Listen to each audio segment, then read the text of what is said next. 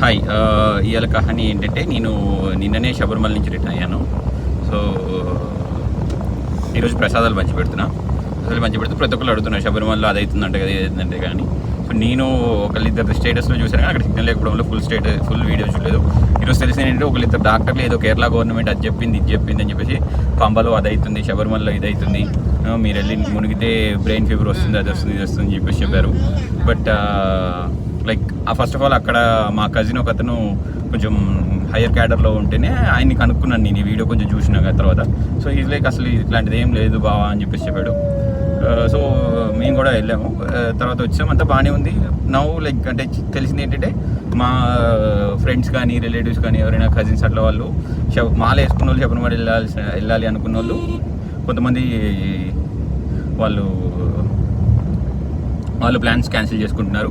ఇంకోటి ఏంటంటే మా తెలిసిన ఒక family they wanted to go on a trip to Kerala for 10 days.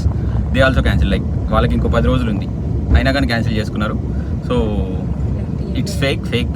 So there is no official word from the government about it yet. And ఒకవేళ మీరు వెళ్ళి దాని ఏదో ఒక దానిలో అయితే మళ్ళీ నేనేదో చెప్పానని చెప్పేసి వెళ్ళాలని చెప్పేసి అనుకోకండి. So it's a fake thing. There is nothing like that in Kerala active now.